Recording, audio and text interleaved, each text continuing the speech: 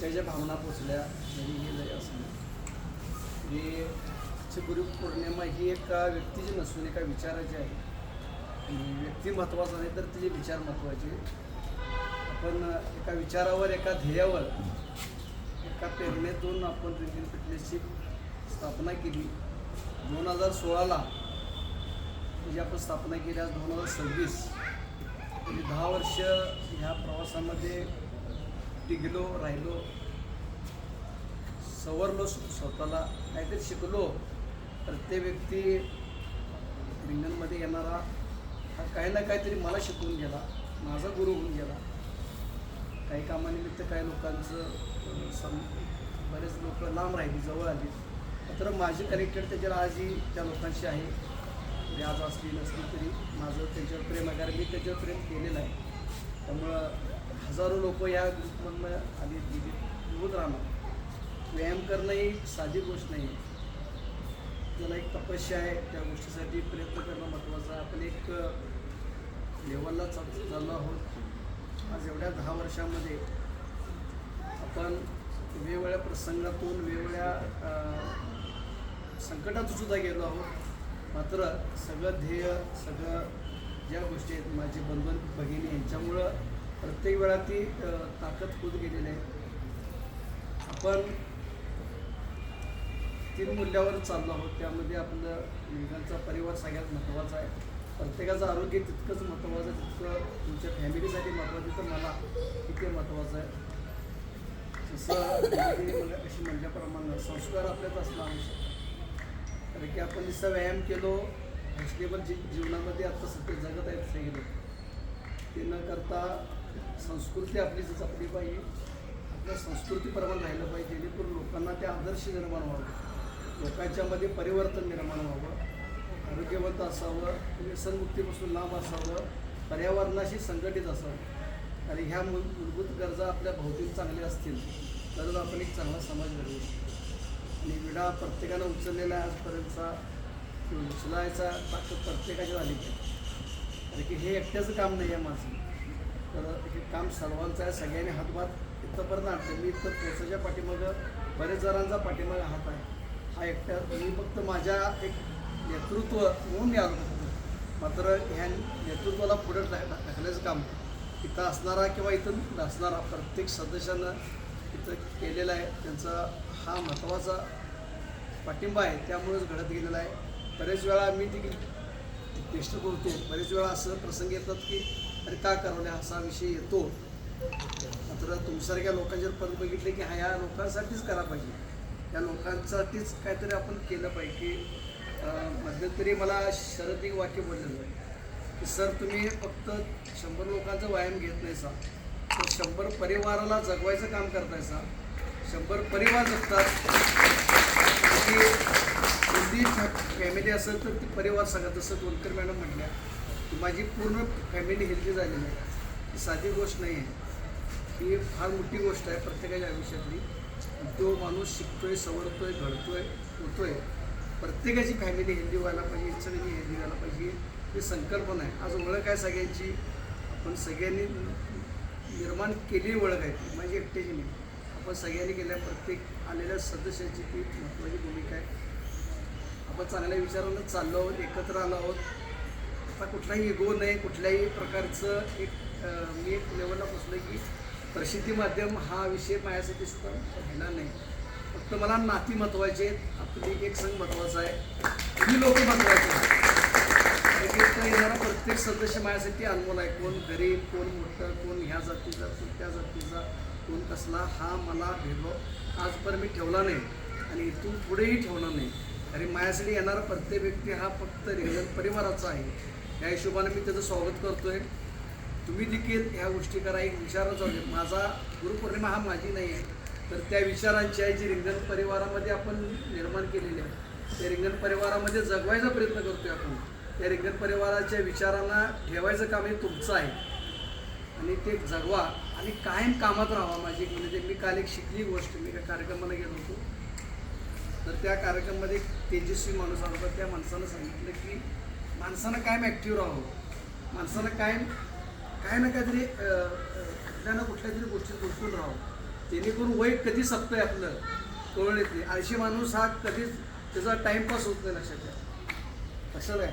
कारण काम करणारा व्यक्ती हा तुमचं घरगुती काम असू दे, तुमचं दैनंदिन काम असू दे, सामाजिक काम असू दे, ह्या सगळ्या कामाला ॲक्टिव्ह राहावा. प्रत्येक कामात अग्रेसर व्हा. एक काम संपल्यानंतर दुसरं काम घेण्याच्या हाती बाळगायला शिका. काही ना काहीतरी घ्या.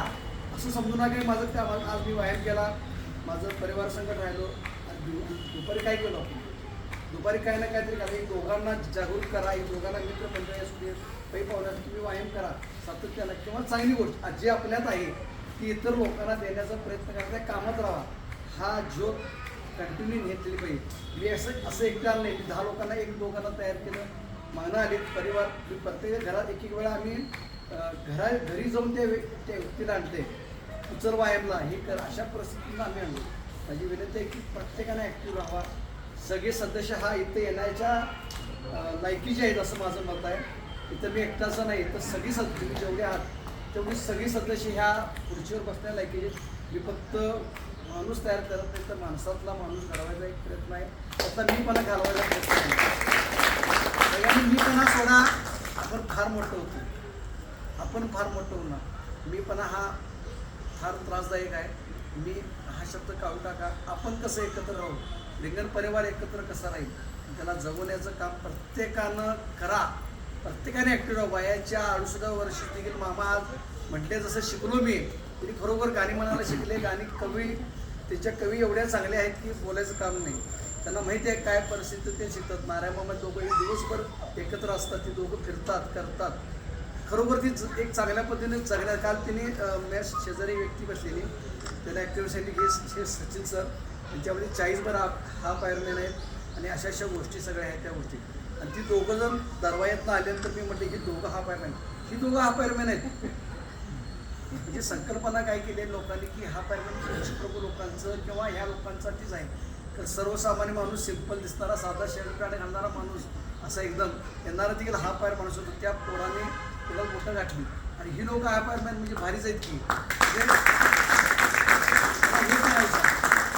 मला अशा सर्व व्यक्तींना तयार करायचं आहे की ज्याला बघितल्यानंतर अरे राहणीमान साधा आहे, सिंपल वागण्याची संस्कृती चांगली आहे, त्याचं सगळं चांगलं आहे. कारण दाखवला का त्याला नाही दाखवलं. त्याची ओळख ॲटोमॅटिक तिसऱ्यानं सांगितली पाहिजे, ती ओळख महत्त्वाची. लेबल लावून तर फिरायचं नाही आपण. कारण लेबल तिसऱ्या माणसानं सांगितलं पाहिजे. अभिमान बाळगा, प्रत्येकाचं कौतुक करा, प्रत्येकासोबत राहावा. एकटा जरी पुढे गेला तर पाठीमागच्याला सपोर्ट करा. आपण एक परिवाराचं आहोत. एकमेकाला लहान भाऊ, मोठा भाऊ, मोठी बहीण, बहीण, लहान मुलं, यात सगळे समाविष्ट आहेत. एखादा चुकला तरी पोटात घ्यायचं आहे आपण, त्याला शिकवायचं आहे, परत त्याला तयार करायचं. शिकण्याची आवड आहे, माफ करण्याची तयारी माझी आहे किंवा तुमची देखील तयारी. किंवा मी सुद्धा चुकू शकतो, मी देखील माणूस आहे. असं नाही की वर्षभरात मी काय बोललो असेल, कुणाला रागवलं असेल, कुणाला काय दुखवलं असेल, कळत न कळत, तर माझी एकच भावना होती की त्याने व्यायाम करावं, चांगलं राहावं, ग्रुपला त्यानं सांभाळावं, एवढीच इच्छा होती. त्याच्या पाठीवर दुसरा कुठलाही येतो नाही. मी पावलो आहे, त्या वर्षभरात मारलेलं आहे, हे मला सुद्धा माहिती आहे. चांगलं वळ उठूसं बरं मारलेलं आहे. मात्र त्या पाठीवर भावना चांगलीच आहे, ती चांगलीच राहील. त्यामुळं काय झालं असेल तर क्षमा असावी त्या गोष्टीसाठी. प्रत्येकाला मी काय टोपण नाव दिलं. जसं उदाहरण पाटलांना डोरोसेर म्हणतोय, ही चंगू मंगू म्हणतोय, बऱ्याच लोकांना अशी वेगवेगळी टोपण नावं दिली. ठीक आहे, आवडीची प्रेमाची नाव आहेत. 8 नंतर मी सगळं विसरतो, हे ती सगळ्यांना माहिती आहे. त्यांना मी कावतोय, बोलतोय, नाना देखील कावतोय, ह्या गोष्टी करतोय. मात्र 8 नंतर एक वेगळी मैत्री माझी असते, त्यासोबत असतो. आपण एकत्र राहूया, असंच वाढूया. 2026, 2036, 2046, 2056 मामा 100 वर्ष मामाचे 100 वर्ष म्हणजे आपले 100 वर्ष होतो परत बघायचं आहे. जरी यातनं पण उठला तर वर्ण त्यानं बघायचं आहे. त्यानं बघायचंच आहे आपल्याला. त्यामुळे आपण एक संग राहूया, असंच खेळत राहूया. की आजची गुरुपौर्णिमा एका विचार माझी करू नका. आपण सगळेजण वरून आजची ही गुरुपौर्णिमा एक अदृश्य शक्तीचं जी आहे बागेमध्ये 5 वर्ष, जी आपल्याला कायम सपोर्ट करते, कायम पाठिंबा देते. एक शक्ती आहे पाठिंबा, त्याशिवाय नाही. आणि आज जसं सोटके मॅडमांनी बरोबर सांगितलं की रिंगण हा महिलांसाठी सुरक्षित आहे, 100% सुरक्षित आहे. ते येणारी प्रत्येक स्त्री ही माझी जबाबदारी आहे पर्सनल, आणि ती प्रत्येकाची ह्याची देखील आहे. त्यामुळं आजपर्यंत कोणी चुकलं नाही, इथून पुढे चुकू पण नाही. चुकणार नाही याची गॅरंटी मी देतो. सगळेजण आपण एक संघ राहायचा. इथे येणारा प्रत्येक माणूस हा सन्मानित आहे. त्याचा सन्मान करायची काय एखादा चुकून काय एकमेकाचा अपमान झाला असेल प्रयत्न कर, तर आजच तो विषय संपला. प्रत्येकाचा एकमेकाचा जरी काय झालं असलं होतं तर तो विषय संपला. इथं नवीन सुरुवात, नवीन आशेनं, नवीन ऊर्जेनं आपण उद्याचा दिवस पकडायचा. आजचा दिवसापासून स्टार्ट करतोय. त्यामुळं हेवे दावे कुणीही बाळगू नका. एकदम प्रेम निर्मळ मनानं राहा. असं स्वच्छ पाणी असतं, धबधब्यातलं पडलेलं स्वच्छ पाणी असतं, असं एकदम स्वच्छ राहा. खळखळतं पाणी राहा. धबधब्यासंगत जसं वाहतं तसं राहा. असंच राहूया आपण. खळखळतं आदळं तिकडं करत असं करत या प्रदूषणामध्ये येऊ नका. नदी पात्रात आला तर प्रदूषणामध्ये येणार तसं न येता खळखळतच राहा. काय परत फिरून जावा तर खळखळतं राहा. आनंदी राहा आणि आपण असंच राहूया. खूप खूप शुभेच्छा प्रत्येकाला. आपण इकडे उभारून आपण आदर्श शक्ती